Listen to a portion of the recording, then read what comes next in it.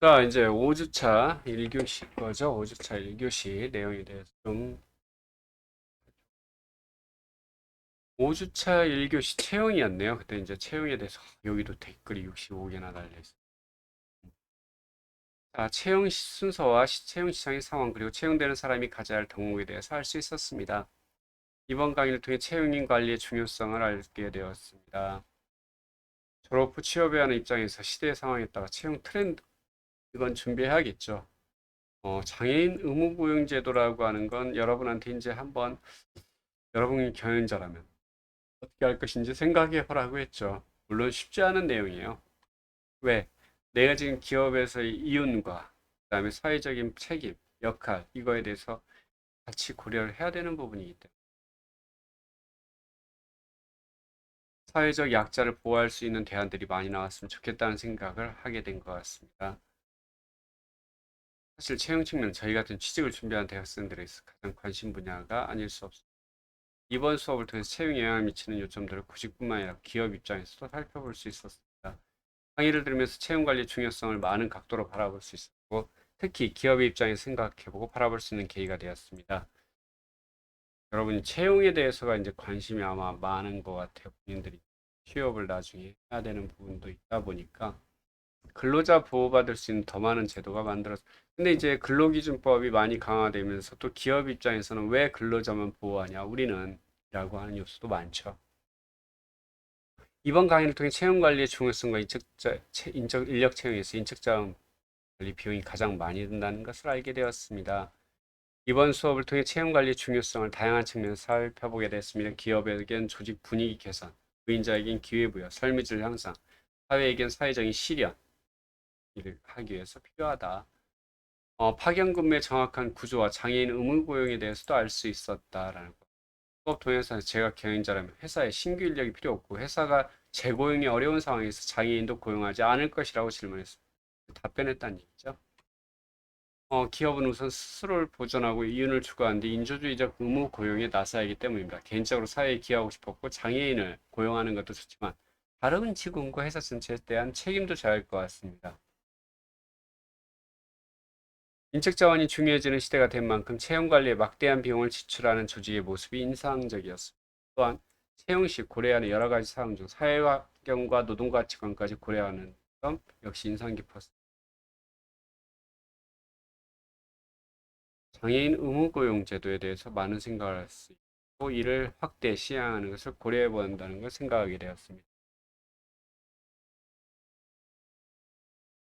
채용 관리의 중요성과 채용 사항의 고려 요건을 인상 깊게 배울 수 있었습니다. 특히 장애인 의무고용 제도에 대해서 몰랐었는데 알게 되었습니다. 비용적 구성에서 인력 채용에 비용이 많이 들어간다는 것, 장애인 의무고용 제도에 대한 본인의 생각, 채용이 어려운 상황이더라도 부담금을 내는 것보다는 장애인을 고용하기 어렵지 않은 업무에 할당함으로써 기업의 이익과 사회 공공의 이익을 증진시키는 것이 좋을 것이라고 생각합니다.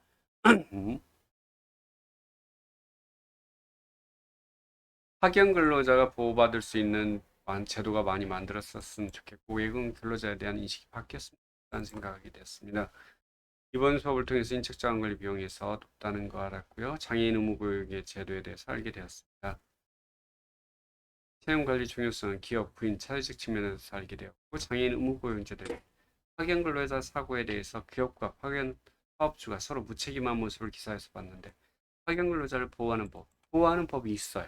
있는데도 아직은 인력 채용에 가장 많은 비용이 든다는 점 인상 깊었습니다. 기존 직원들의 복지 후생보다는 신규 인력 채용에 많이 비용을 지출한다는 것이 신기했습니다. 잠깐 여기 파견 근로자 이것도 한번 여러분한테 좀 해볼까요? 여기에서 보면 돼요. 실제 여러분 국가정보법령센터라고 하는 게 있어요.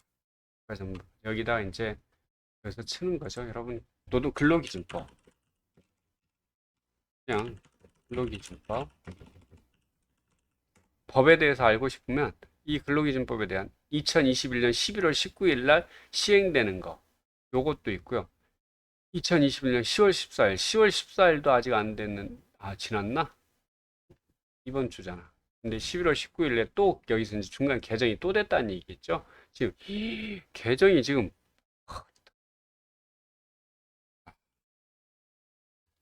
또 다시 다 읽어봐야겠네. 자, 그 다음에 이제 마찬가지로 파견근로. 파견근로 치면 파견 근로자에 대한 보호. 여기 또 보호법 있어요. 이 파견근로 검색을 하면 지우고 처음으로 다시. 어, 여기서 여러분이 그냥 그 키워드 치면 돼요. 파견근로. 그러면 파견근로에 대한 보호자 법률과 시행령, 시행규칙이 있어요. 법률이라고 하는 거 국회에서 땅땅땅에서 만드는 거죠. 국회의원들이. 그 다음에 시행령이라고 하면 대통령령. 요 법률에서 각각의 세부적인 내용들을 갖다 대통령령으로 정하고, 그 다음 시행규칙이라고 하면 장관령. 노동부 장관이 요 법률과 시행령에 따라서 그 세부적인 절차나 어떤 구체적인 내용들을 정리해 놓은 게 시행규칙이에요. 가장 기본적으로는 법률이 가장 기반입니다. 그다음 여러분 또 뭐 다른 거, 하청 그런 거면 하청에 대해서는 없나? 원하청이라고 하나? 어, 국가의 원청가 및 결석에 관한 청사 그런 거 필요 없고, 어, 역 이제 상법 여러분이 치면 상법에 대해서 뭐 원하는 것 여기서 치면 다 확인할 수 있습니다. 한 번씩 찾아보면 될 것 같아요. 찾아보면 될 것 같아요.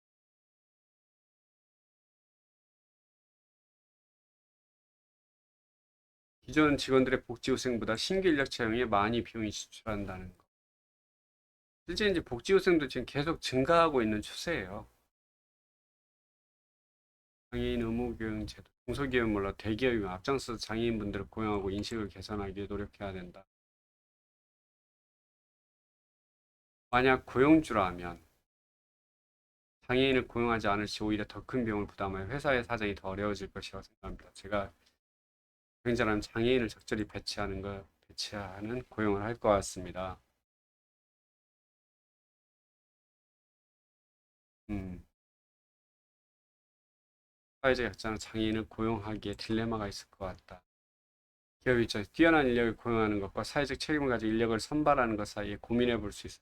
또한 취업을 준비하고 있는 근로자 입장에서도 채용 상황에 대해서 인지할 수 있었습니다. 채용 관리 수업, 외국인 노동자에 대한 인식이 바뀌게 되었다. 2000년대 세대들의 옛날부터 실행한 수직적 관료제 운영과 갈등이나 적응 문제에 대해 우리가 앞으로 해결해야 할 숙제인 것 같습니다. 맞아요. 장애인 의무 고용 제도로 최근에 몸이 불편한 친구가 공기업에 취업했어요. 공기업은 그래도 그래도 어느 정도, 그래도 하고 있어요. 그런데 민간 기업은 많이 부담금보다 채용으로 인한 발생하는 비용이 크다면 채용을 하지 않을 것 같습니다. 하지만 기업의 이익만 추구하는 것이 아닌 사회 공공의 이익 또한 고려해야 한다고 생각합니다. 따라서 단순히 부담금을 납부하는 제도 이외에 기업들이 장애인의 고용을 필요성을 느낄 수 있을 만한 어떤 플러스엄 제도들을 마련해야 된다. 좋은 의견. 우리가 이제 안 했을 때 자꾸 벌금을 주는 것보다 오히려 잘했을 때 뭔가 혜택을 주는 방법도 고민해야 돼. 근데 이제 정부에서는 예산의 한계가 있다 보니까 안 했을 때는 쉽게 그냥 벌칙 부과할 수 있잖아요. 부과금으로. 그런데 플러스로 주면 이게 비용이 다 결국은 세금이에요. 그래서 항상 이것까지 다 고려를 해야 되는 부분도.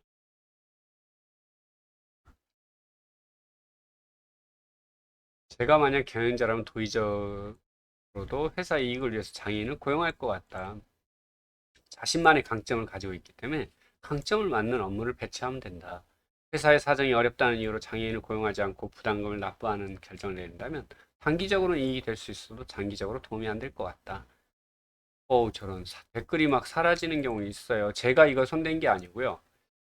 어, 글쎄요. 그건 원인은 저도 모르겠어요. 지난 학기부터, 그전에는 안 그랬는데, 지난 학기부터 이 댓글이 안 보이는. 그러니까 이제 이게 컨트롤 CV 하는 경우에도 그럴 수 있다라 그러고.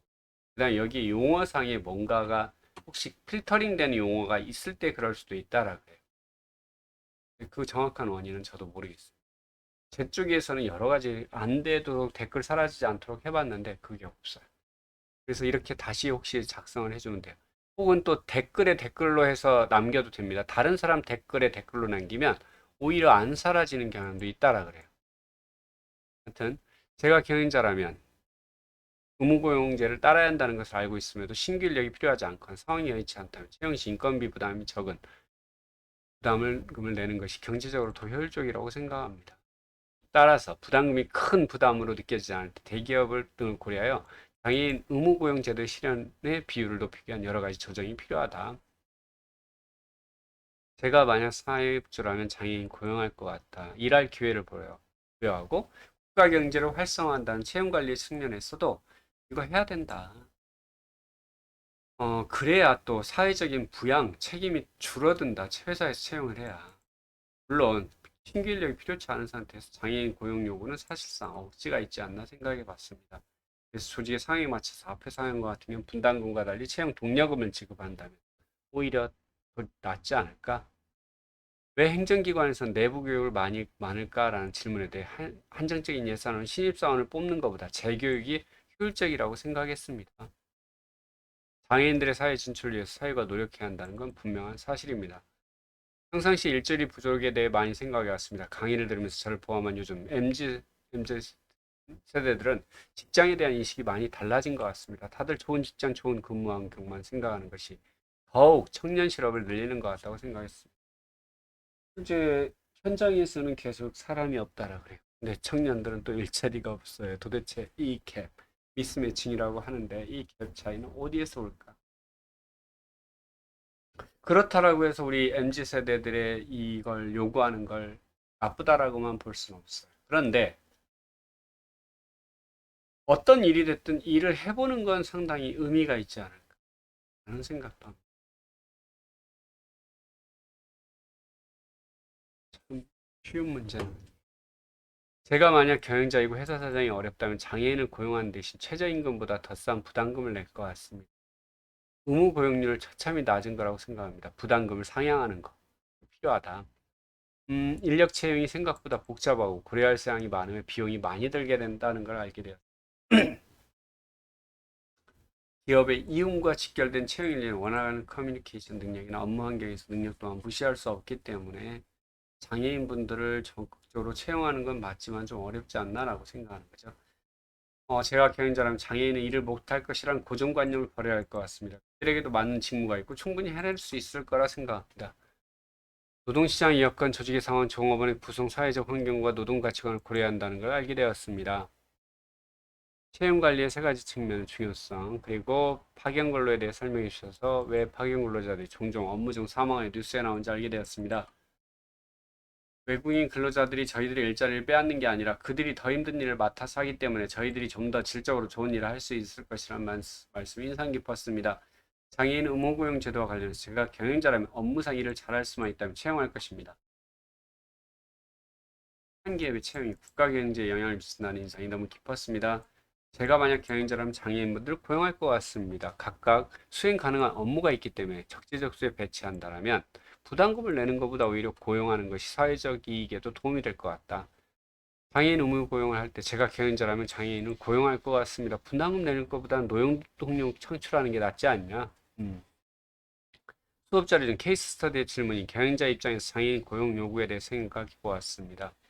바람직한 제도라고 생각합니다. 하지만 경영자 입장에서 자신이 경영하는 기업이 특수한 사정으로 인해 채용이 어려운 상태에서 장애인 고용을 생각해야 한다면 기업의 이윤을 위해서 많은 고민을 할 것 같습니다. 이러한 장애인 고용에 대한 참여율과 인식률을 높이기 위해서 우선적으로 대기업들이 모범을 보이는 것이 중요하다고 생각합니다. 채용 시 고려 요인들을 통해 조직 및 연령에 따른 채용 동향을 살펴볼 수 있었습니다. 장애인 고용 문제에 있어서는 장애인의 장애 정도에 따라서 고려해 볼 수 있을 것 같습니다.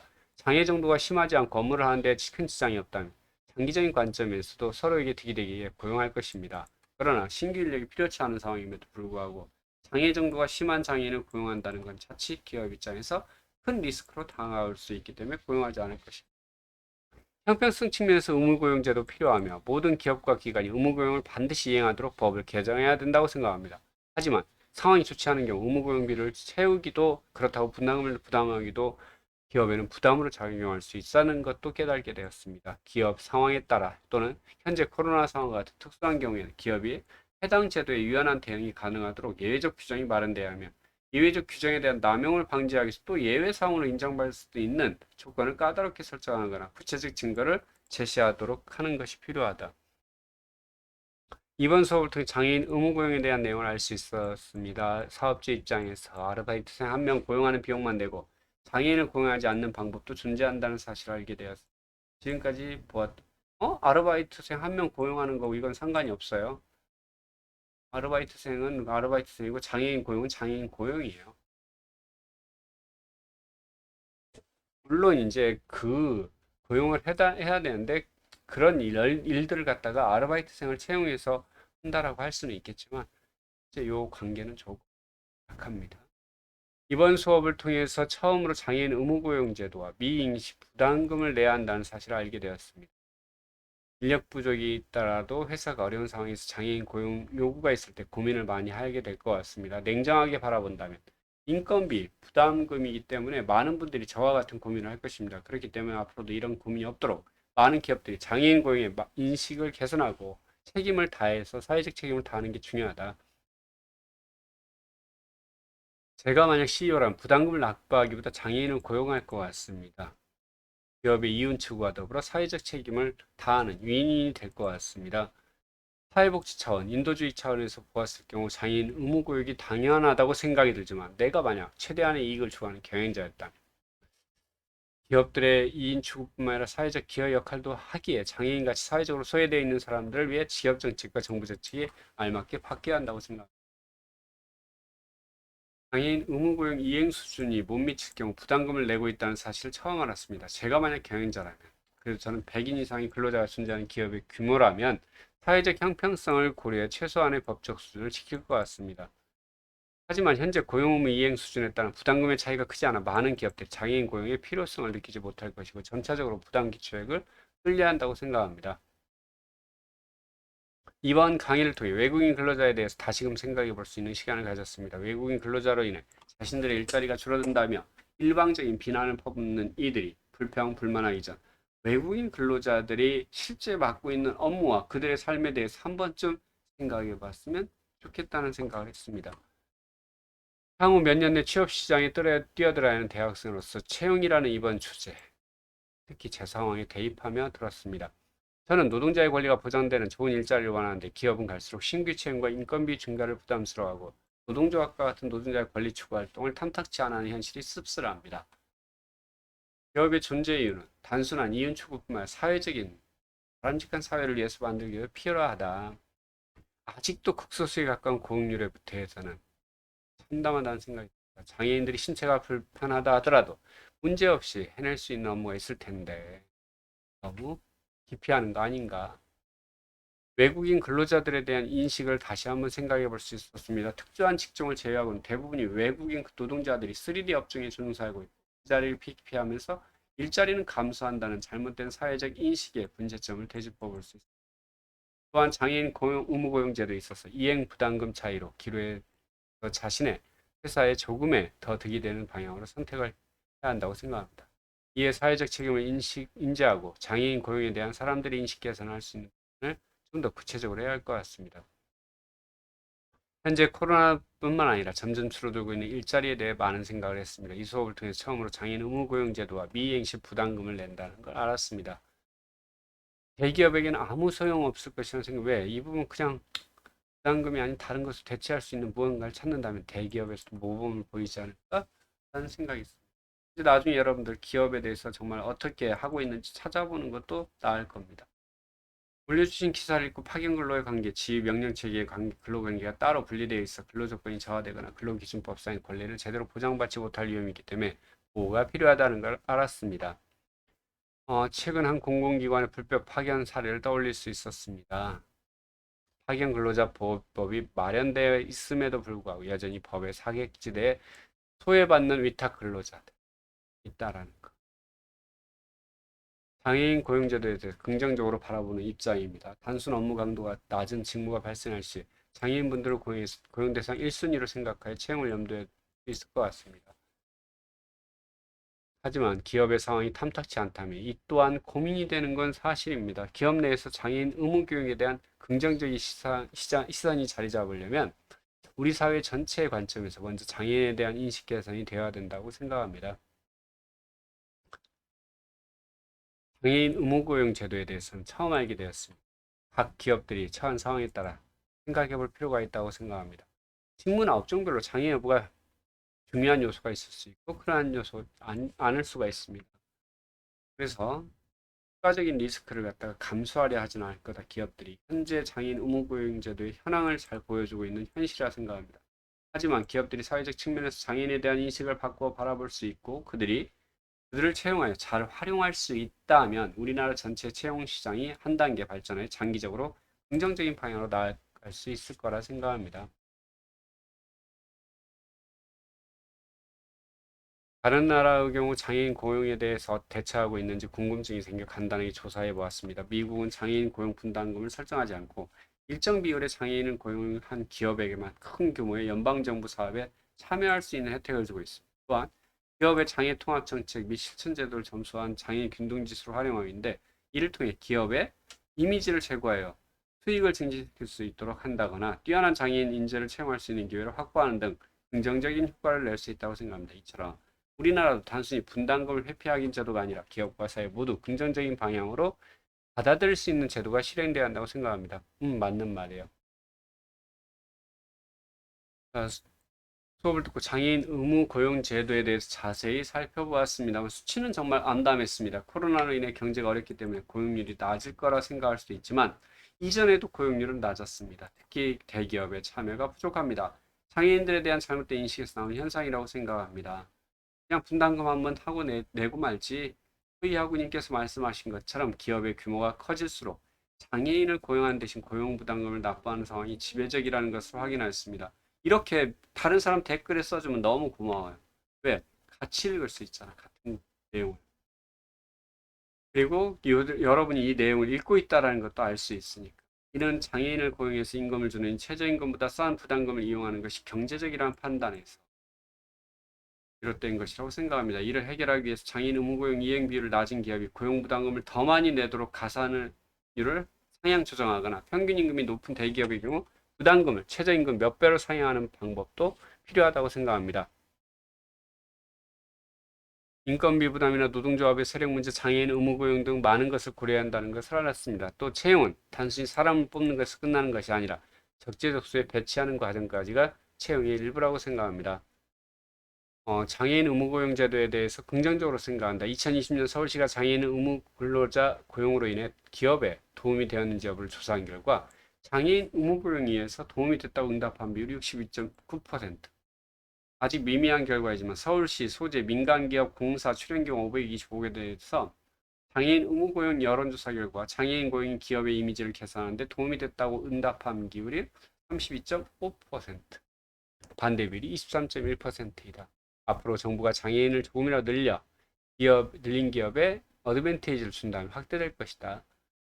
댓글 숫자는 무슨 이유인지 댓글이 지나면 필터링 되어서 사라집니다. 그래서 이렇게 이제 댓글로 쓰면 되는 것 같아요. 졸업 후 향후 몇 년 이내에 취업 전선에 뛰어들어야 장애인 의무고용제도에서 제가 경영자라면 신규 인력이 필요하지 않고 인력이 부족이 있더라도 회사의 사정으로 채용이 어려운 상황에서 장애인 고용 요구가 존재한다면 안타깝지만 장애인 고용하지 않고 부담금을 낼 것 같습니다. 노동자를 고용할 때 고정지출은 단순히 매달 노동자에게 지급되는 임금뿐만 아니라 4대 보험, 그다음에 직원과 회사가 절반씩 부담하는 이제 개인과 회사가 반절씩 부담하는 거죠. 그리고 근로자의 부담 없이 회사가 전액 부담한 산재보험 추가 지출이 발생할 수 있기 때문입니다. 또한 4대 보험뿐만 아니라 직원의 장기 근속 퇴직 시 지급해야 하는 퇴직급여 또는 퇴직연금 제도에 소모되는 비용이 추가로 발생하기 때문에 현 제도 내에서 부담금의 최고액이 해당 연도의 최저임금 수준이니 회사의 재무 사정이 여건이 안 된다면 고용하지 않고 사업장 규모에 따라서 부과 대상에서 제외되거나 부과금 부과 이후에 부과 후 5년 동안 50%만 납부하는 제도를 활용하여 장기적인 관점에서도 제도의 변화에 따라 상황에 맞춰 채용의 여부를 고려할 것 같습니다. 하는 거. 여러분들 같은 이건 여러분들 의견이니까 내가 이거에 대해서 말과부는 안 해요. 여러분의 생각이니까. 이제 우리가 채용관리 2, 3교시 이제 5주차는 마무리죠. 5주차. 여기 댓글 많네. 채용엔 모집, 내부 모집과 외부 모집으로 나누고 있다라는 거. 워크넷, 여러분 워크넷 한번 활용해 보는 것도 상당히 의미가 있어요. 음. 면접 승인 10개명은 그냥 얘기한 거고, 여러분 중요한 건 여러분 이제 지금 현재 트렌드에 맞춰 나는 내가 원하는 분야가 명확하게 정해져 있냐가 가장 중요한 문제일 것 같아요.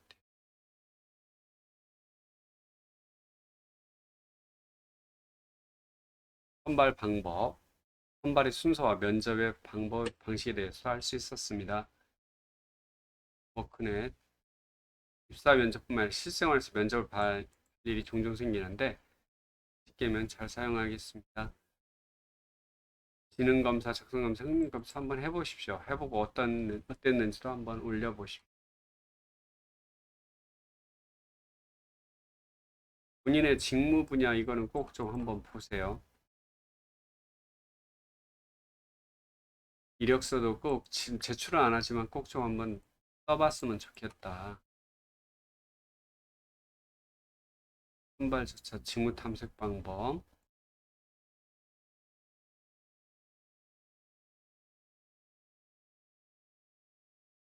나중에 이제 채용할 때 여러분들 도움이 될 것 같다. 요거보다 이제 요 다음 것이죠. 여러분한테.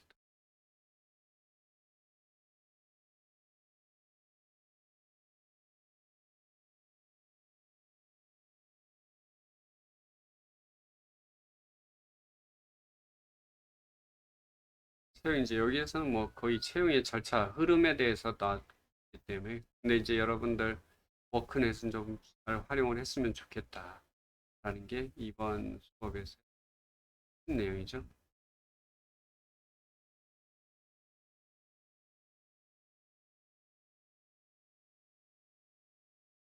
공무원 시험을 준비해서 이력서 작성이나 상황형 질문과 블라인드 면접 등 직접 경험했던 내용에 다시 한번 생각해보는 시간이었습니다. 개인적으로 교수님 말씀은 최선상의 중요하다 공감합니다.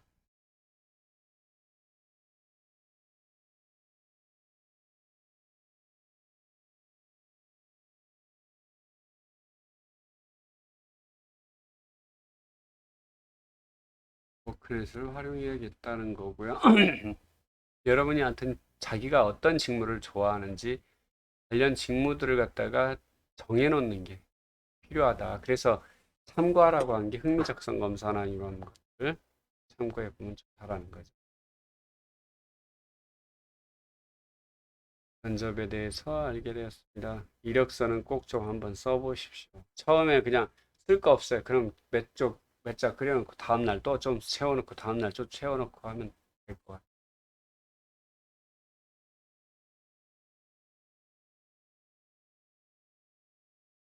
아, 이제 9월?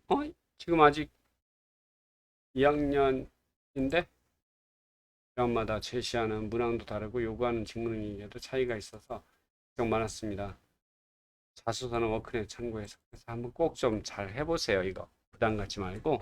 음.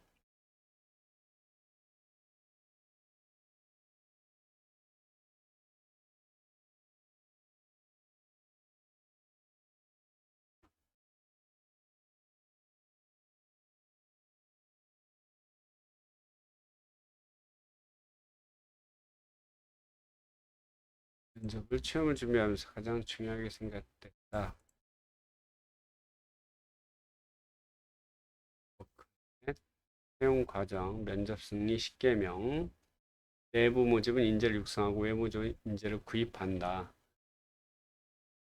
취업 걱정에 대해서 이제 많아진 것 같습니다. 아직 본격적으로 이력서를 넣어보진 않아서 모집 선발에 대해서 대략적으로만 알고 있었는데 수업을 듣고 나니까 뭔가 곧 이력서를 넣어야 할 것만 같은 기분이 들 정도로 생생한 느낌이 들었어요. 저는 외부 채용이 내부 모집보다 비용과 시간 측면에서 더욱 불리하리라 생각했는데 오히려 합리적인 것이라는 걸 알게 되었고 잠시나마 희망을 품었지만 회사에서는 최대한 대체안을 통해 정규직보다 조경근무나 임시직을 통해 해결한다고 해서 약간 슬펐던 것 같습니다. 점점 경력직을 선호하는 사회가 되는 만큼 사회초년생인 저는 저만의 강점을 잘 키워나가면서 면접에 5초에 눈에 띄는 사람이 되어야겠다고 생각했습니다. 중요하죠. 그리고 자기가 어떤 일인지 그 일에 대해서 할 수 있는 능력을 보여주는 게 면접이다.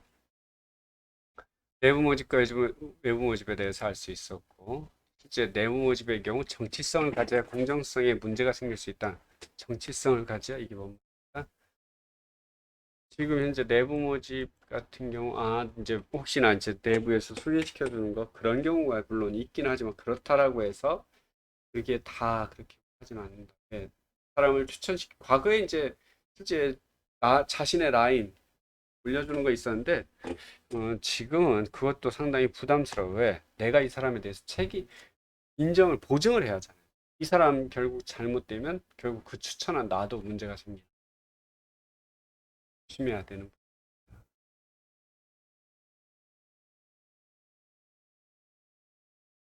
우리 이제 이게 나와 있었어요.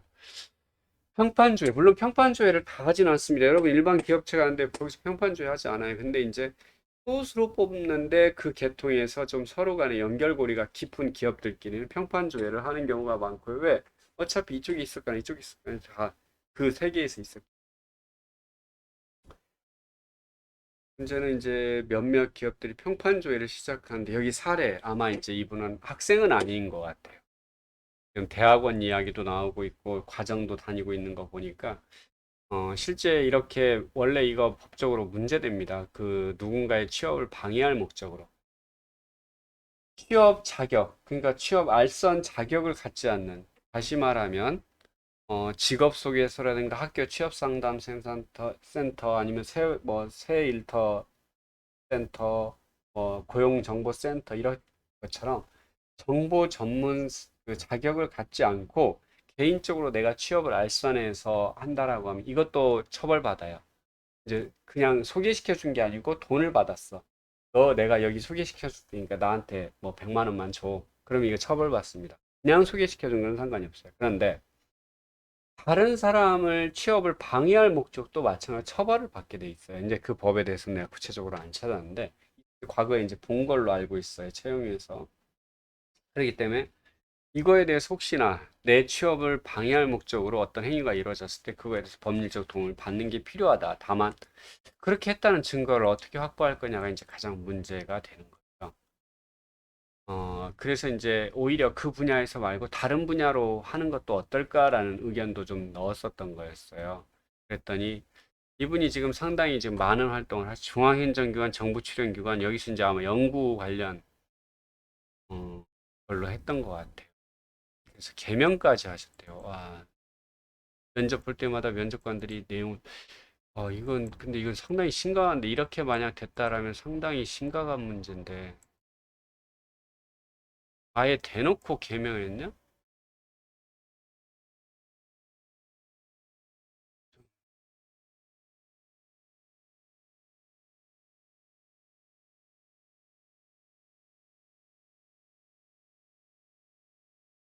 대학원도 두 번 자퇴하고, 지금 대학원도 평판이 안 좋아. 논문 심사 통과가 어렵다. 뒷조사 불법인데 기업마다 대학. 근데 만약에 이게 사실이라면, 제가 이제 잘 모르니까요. 사실이라면 상당히 지금 안 좋은 그런 건데, 기업에서 이렇게까지 해야 되는 이유가 왜일까? 나는 그 생각도 들어요. 기업이 정말 이렇게까지 해야 될까? 그 부분은 다시 한번 좀 고민을 좀 했으면 좋겠다. 정말 그냥 거기서 질문하는 거에 대해서 혹시 내가 민감하게 반응한 건 아닌지, 정말 그런지, 이 부분은 좀 한번 생각을 해볼 필요가 있다라는 거. 자, 기업의 인재를 채용할 때 내부 모집, 외부 모집 모두 장단점이 있습니다. 어느 하나가 적합하다고 할 수 없는데, 모집 활동 평가 지표가 있으면 무엇이 좀 기업에게 맞는 인재 채용 방법인지 알 수 있을 것 같다고 생각했습니다. 자, 여기까지 이제 하고 지금 채용에 대해서 시간이 막 많이 가는데 하여튼 마지막까지 해버려야겠죠. 여러분한테 이제 6주차, 여기가 솔직히 여러분들 지금 채용의 변화를 알기 위해서는 가장 중요한 게 이쪽인 것 같아요. 어?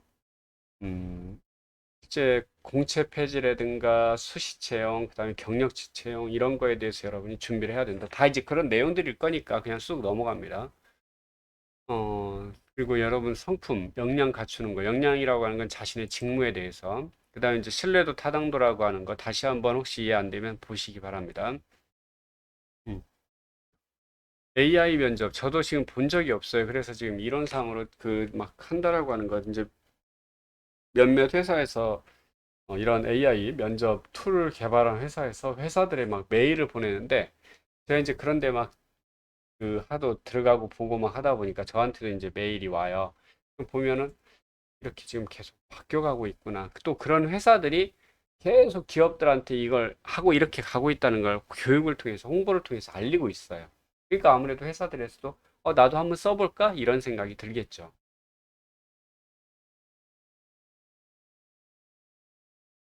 여러분들 AI 채용이라고 하는 거 물론 이제 그거 준비하는 방법도 여러분 자신에 대해서 솔직할 필요가 있다. 우리가 이제 이 화상 면접을 할 때 카메라가 나를 찍고 있어요. 근데 질문이 왔을 때, 우리 대면할 때도 그러잖아요. 서로 갑자기 내가 모르는 질문을 여러분이 딱 했을 때 나도 당황스럽잖아요.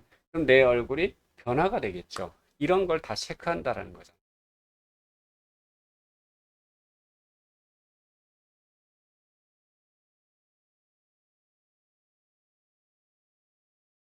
성품과 역량이 균형을 이뤄야 한다라고 하는 거. 성품은 여러분 인간성이죠. 역량은 여러분의 능력이고요. 음.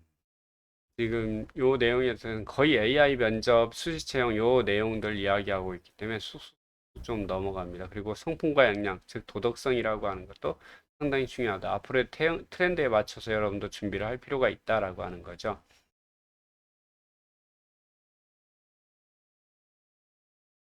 그거 이제 여러분이 알아야 되고 시험을 위해서는 타당도, 신뢰도 이런 거에 대한 개념을 알아둬야겠죠. 뭐 시험 문제, AI 면접, 공채 폐지, 수시 채용 확대. 물론 이렇게 변화가 어떻게 되고 있냐는 낼 수 있지만 그거보다는 신뢰도, 타당도를 물어보겠죠.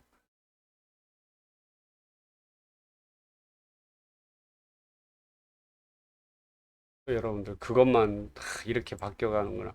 그걸 준비하는 것과 또 시험을 준비하는 건 약간의 차이가 있어요. 시험은 누가 봐도 그냥 동일하게 답이 써질 수 있게 만들어줘야 되기 때문에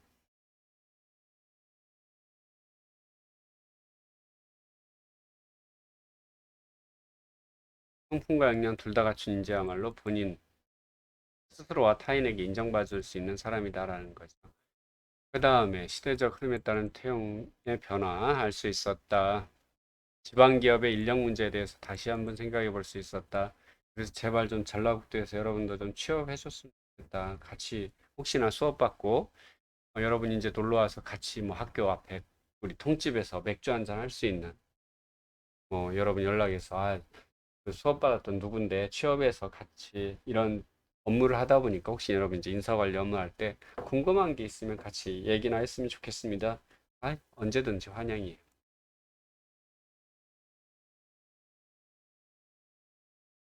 채용에서 지적 능력을 평가하는 것 다음으로 창의성, 도덕성, 적합성이라고 생각합니다.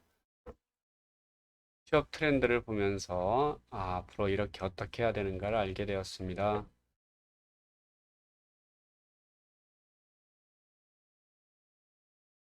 시대에 따라서 변하는 트렌드. 그 다음에 여러분 이거 3의 법칙. 요건 좀 알아뒀으면 좋겠다. 말을 할 때 세 가지로 말씀드릴 수 있습니다. 첫째, 둘째, 셋째 이게 상당히 좋다. 그 다음에 첫인상. 그리고 시각의 중요성이라고 하는 거. 보여지는 이 시각적 요소.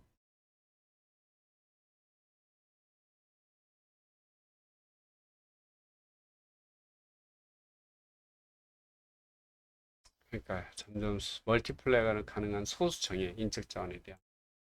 음. 근데 하여튼 한 분야에 뛰어난 능력을 갖고 있으면 그 사람을 데려간다. 이게 이제 직무에 대해서 잘하는 거죠. 여기 이제 AI 면접 도입이 채용에 들어간 시간과 비용을 절감하고 면접관의 주관을 배제할 수 있다는 점에 확대될 것 같습니다. 하지만 한편으로 평가를 위해 입력된 데이터들에 어쩔 수 없이 편향을 학습하게 되면서 객관성이 떨어질 수밖에 없다라는 생각도 들었습니다. 예. 이게 무슨 얘기냐면 이거 정말 좋은 얘기예요.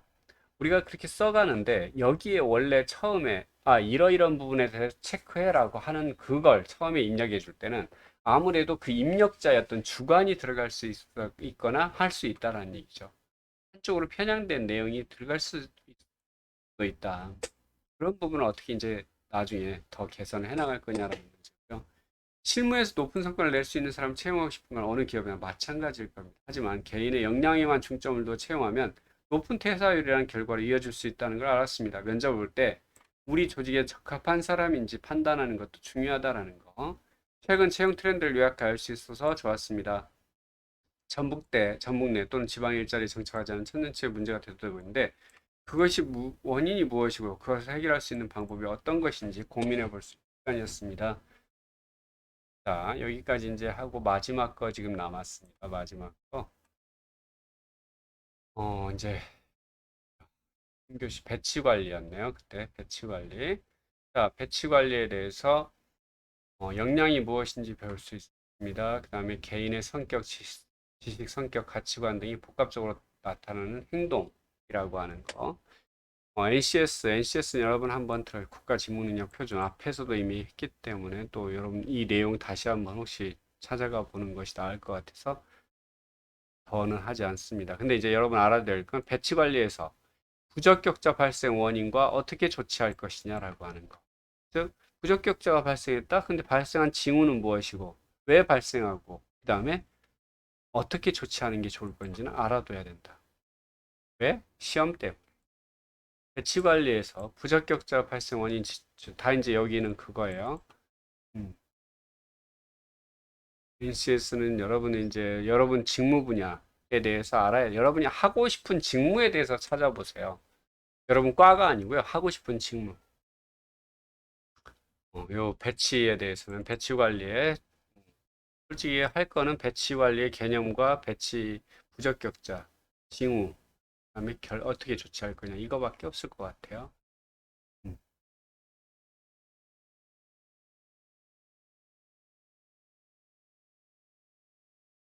NCS의 중요성이 이미 앞에서 나온 내용이기 때문에 그거에 대해서는 쭉 넘어갑니다. 배치 관리의 정의와 이점, 부적격자의 발생 원인과 조치 방법에 대해서 다시 한번 또 봐두세요.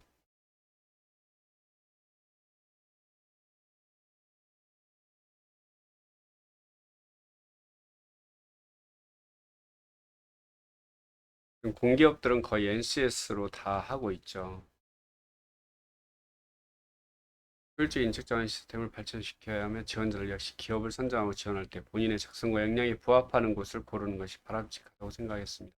특히나 국가 직무 능력 표준이 생기고 이를 통해 지원자를 채용하는 기업이 늘어나고 있다는 사실을 통해 점차 직무와 역량 중심의 기업의 형태로 변화하고 있다는 점 역시도 다시 한번 깨닫게 되었습니다. 직무 배치의 과정과 중요성에 대해서 배울 수 있었습니다. NCS, NCS, 인재적 적세수에 배치하기 위해서 사람과 직무의 분석이 반드시 선행돼야 한다는 걸 알았습니다. 전에 지역 농업을 준비하면서 NCS 문제집을 풀어봤었군요. 연공주의의 임금 배분에서 직무주의로 바꾸는 의미가 내포되어 있다는 것을 알 수 있었고 또한 NCS의 필요성과 기업이 왜 이를 적극적으로 수용하는지에 대해서 알 수 있었습니다. NCS, 저는 직장 내 부적격자에 대해 스스로 생각해 보았습니다. 최초로 인적자원 관리 채용 모집 선발의 과정을 거친다면 그것으로 충분하지 않냐라고 생각을 했는데 그 이후 직장 내 전반적인 환경에 대한 적응의 문제도 중요한 부분이라고 생각을 했습니다.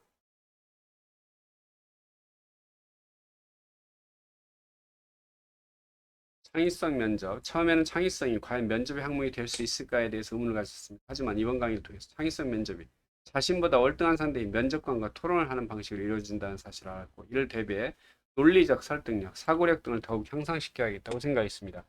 창의성이 무로부터 유로 창조되는 것이 아닌 경험과 지식, 상상력을 바탕으로 발휘되는 것이라는 교수님 말씀에 공감합니다.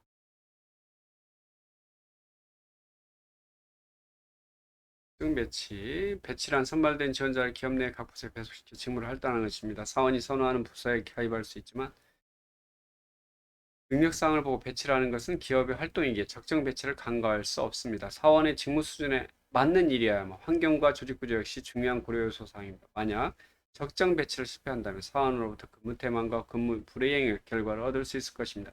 최근 정부는 공공기업과 관련 채용에서 NCS를 기반으로 채용 선발을 채택하고 있습니다. 학벌이 아닌 능력과 업무에서 요구되는 지식과 기술 소양을 평가하며 배치하겠다는 입니다. 자, 여기까지 이제 여러분들 아마 내용이 다 걸로 알고 있어요. 교시까지. 이제 그 다음에 중간고사 실시하고요. 중간고사 이후에 여러분 이제 8주차 시험 수업에 대해서 들어가겠습니다. 8주차 이제 인사이동부터 들어갑니다.